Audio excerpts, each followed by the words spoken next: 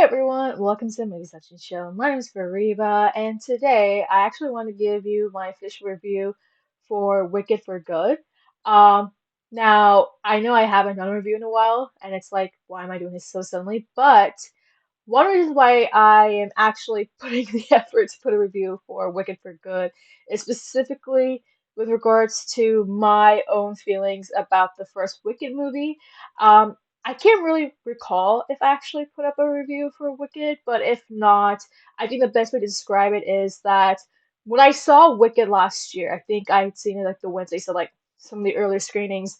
I did not anticipate that I was going to be absolutely stunned in the best way possible. Now, if I haven't addressed this before on my channel, or if you're new to my channel, I think one of the best ways to describe my taste when it comes to movies is that musicals tend to be one of my least favorite genres. It's just, just the whole structure of it is just not something that I'm too interested in. And plus, I kind of grew up with Bollywood, so it's just like you have kind of that whole influence out there. So, generally speaking, musicals are just not my kind of thing. But, when Wicked was coming out and when there was a lot of hype building up for it, I didn't anticipate how big it was going to be, or I just wasn't aware of how popular the Broadway show itself was until I actually started speaking with my good buddy Maya, who has actually been on this channel a couple of times, especially with some of the podcast episodes. So that's when I started to kind of really shift my whole opinions about Wicked, at least leading up to the movie. And it wasn't until just the movie itself that I just realized how absolutely magical it was. I was floored by how whimsical it was, fantastical, emotional. I think what I really enjoyed was that the first Wicked movie was just so much fun.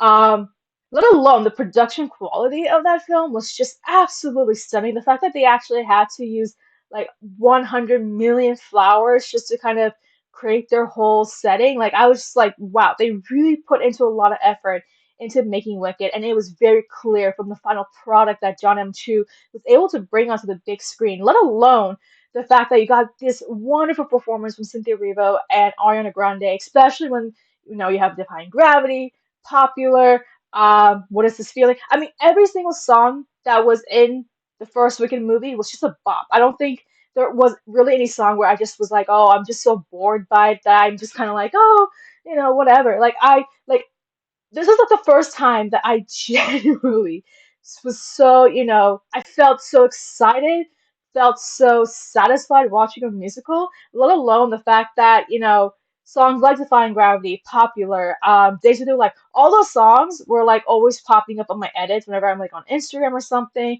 and I'm just like really excited about it. And not only that, but those are the songs that would always be in my head for quite some time. I think it was like in my head for about 2 months roughly. So that movie really put quite an impact on me, and I think just given how I was truly stunned and astonished by the final product of Wicked, I was really excited to see what was going to happen for Wicked for Good. Now, of course, we kind of already knew that unlike the Broadway, where it's just like I think it's maybe kind of like a 3-hour show. Um, what John M. Chu decided to do is that instead of making one full movie, he decided to make it a split film. So the Wicked that we got last year was solely focused on Act One, and Wicked for Good is going to be solely focused on Act Two. And I will say this, like, I mean, I'm going to keep repeating that I've never seen the Broadway. I mean, I've seen Wizard of Oz. I know what happens in the actual Wizard of Oz movie, and of course, like, I got a sense that Act Two is going to be a little bit more connected to the Wizard of Oz timeline. So that was kind of what I already got the sense of, especially my friend Maya was explaining to me a little bit of like, what Act Two was about, although she tried to kind of avoid some spoiler stuff.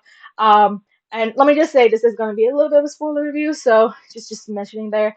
But um, but I was really excited just to get into Wicked for Good. Like I was really pumped. I was really excited, especially after the whole phenomenon from last year, whether it be the actual movie itself or the what was it, the holding space with Cynthia Erivo and Ariana Grande. Like that was like Wicked really kind of was like, wow, I actually might enjoy something that's a musical.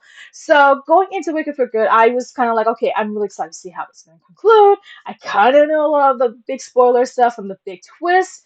because unfortunately you can't really avoid the internet, especially when you are involved in the whole entertainment world.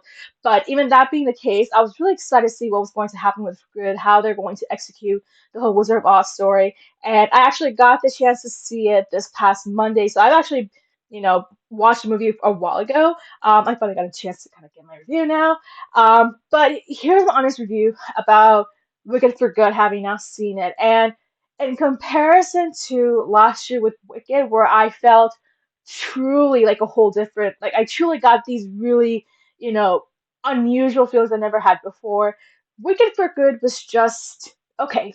Um, yeah, it doesn't really match up to its actual name, of course, Wicked for Good. But watching Wicked for Good and having coming out of the theater, I would not lie if I were to say that I felt very underwhelmed. Um, Probably because the first film was just so exciting and so refreshing that I guess I wanted something similar to that with Wicked for Good. But I think one of the issues that, you can get the sense of is the fact that the movie is really trying to connect itself to Wizard of Oz. And I would imagine that's something with the Broadway show, which I'll talk about in a second. But even though it is a darker movie, which tends to be something that I actually enjoy. Like I like watching movies that have a little bit more of a darker, serious theme, and that's just usually my preference. But this is kind of a rare case where even with the darker approach, I wasn't as engaged with the story, and a lot of that's just particularly with the execution of how Wicked for Good was done. Um, like I think the biggest issue with Bigger for Good is the whole pacing. It starts off the first two acts pretty slow. It takes a while to really pick up the timeline just to kind of catch up with Alphaba, to catch up with Fiero, to catch up with Glinda, and it's just like okay, we know that we still haven't caught up with the main Wizard of Oz story yet. We're just about to get there, but it takes a long time. So you're kind of sitting a little bit like okay, it's a little bit dull, it's a little bit boring. When are we going to get to kind of the juicy parts, right? We know that Dorothy's coming. We know that we're going to about to hit the Wizard of Oz story, but what's going to happen? And it takes a really long time just to get there. And I think it's really interesting to say that the pacing is the issue because Wicked for Good is a shorter movie than Wicked. Like last year's Wicked. Last year's Wicked was like 2 hours or like 45 minutes. And I never felt as if timing was ever an issue when I was watching the first Wicked. Whereas like with Wicked for Good, I did feel the sense like the timing was really off because not only was the first two acts really slow and dull, but the final act itself was really rushed. Just as we were trying to get into like the really interesting bits, whether it be the Dorothy part, whether it be Glenda and Alphaba dealing with Wizard, those things, like, when we finally get to the, interesting bits, it takes a while. I mean, it doesn't take a while, but it gets really rushed.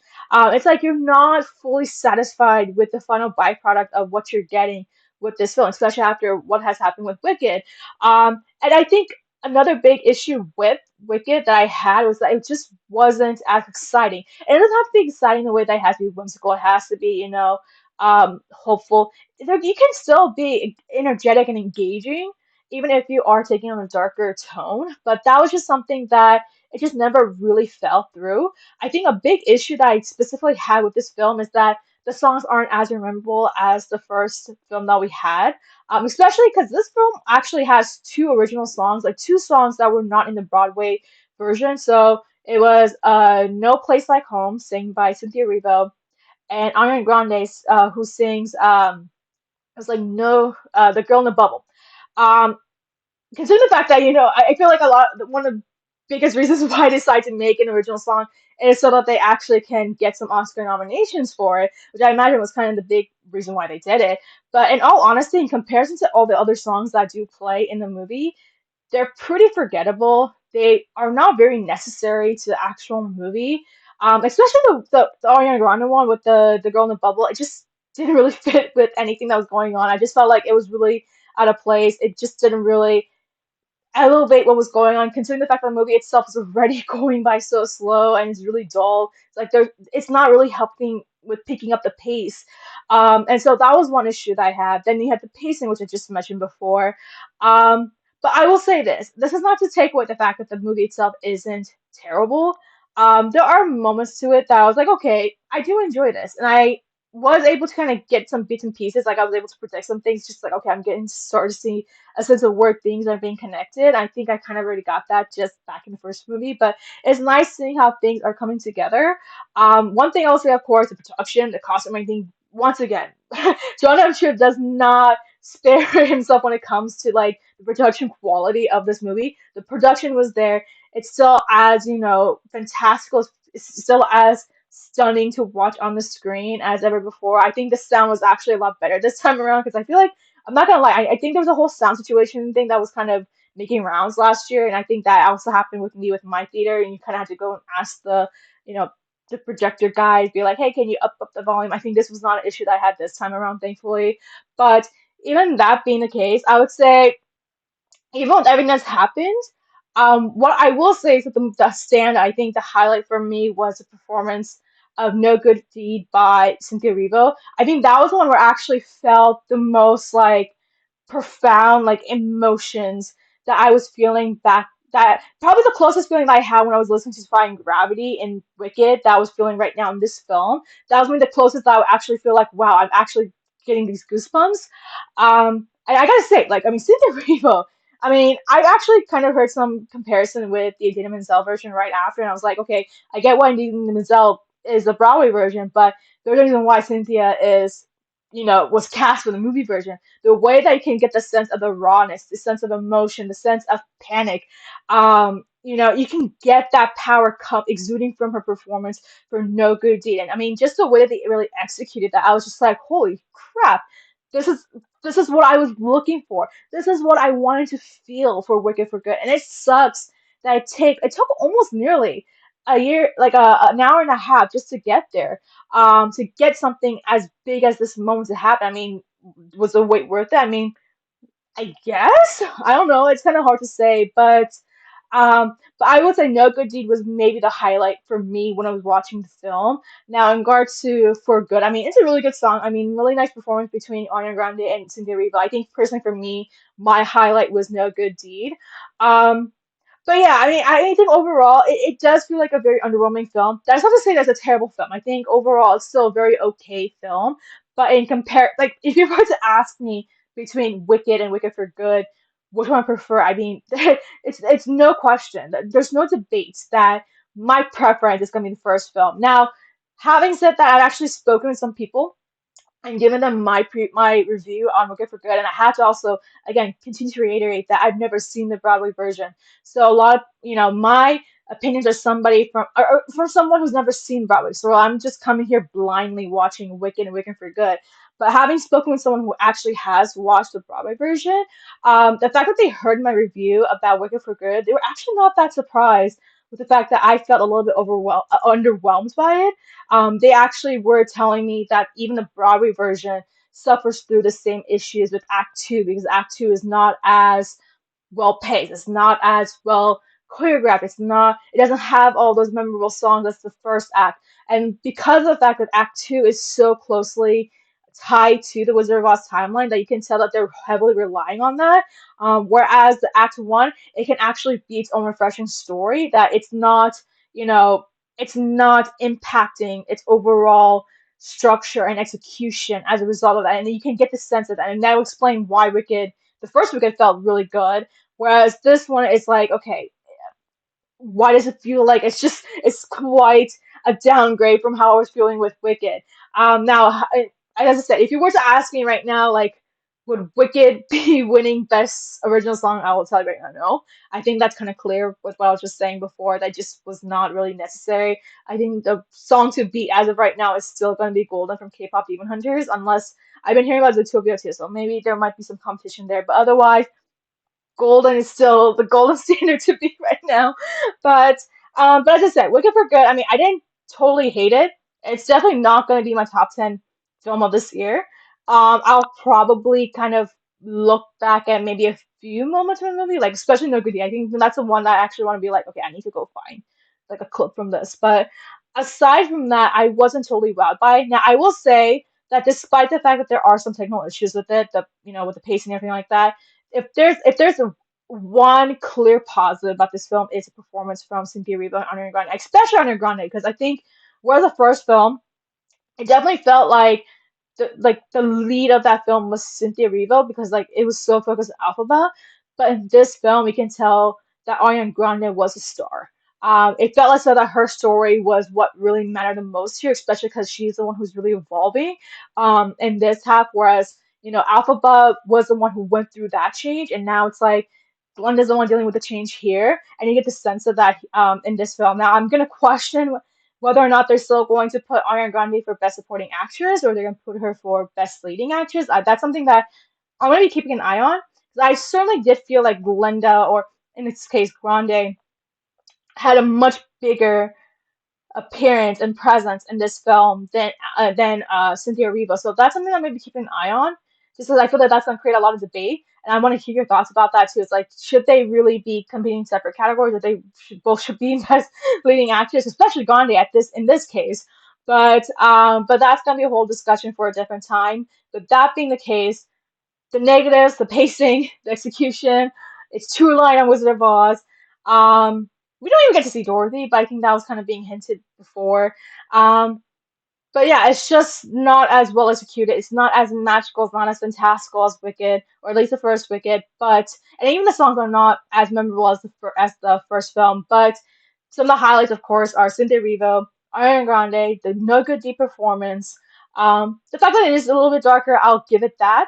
But yeah, not my favorite film of the year, but it's still tolerable, and I'm probably gonna be looking for a couple of at least a couple scenes that I would maybe rewatch here and there. But that's all I have to say about Wicked for Good. I know it's a little bit underwhelming review that I have to give out there, but that's just how I truly feel. This is kind of where, like, again, like Wicked for Good is one of the reasons why I'm not the biggest musical person, and it's just like I was really hoping for a lot more. I had friends who have been telling me that, if they really were going to make any changes, this was actually the movie where they should have done the changes and they didn't. They actually stuck to the Broadway, as at least what a lot of my friends told me. As I said, like I think the fact that Act Two of the Broadway also equally sucked from the same thing is now happening with the movie, which is just like, okay, that might not be as surprising as I thought.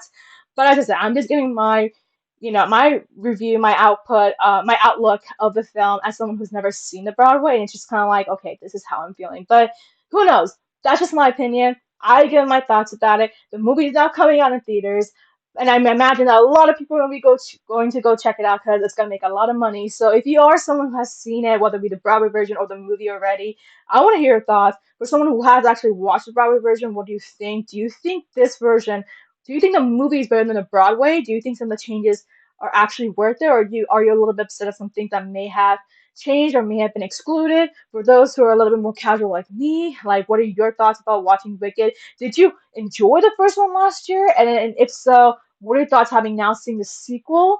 Do you think they could have executed it better, or do you actually prefer the sequel over the first film? Let me know your thoughts below. Make sure to like and subscribe.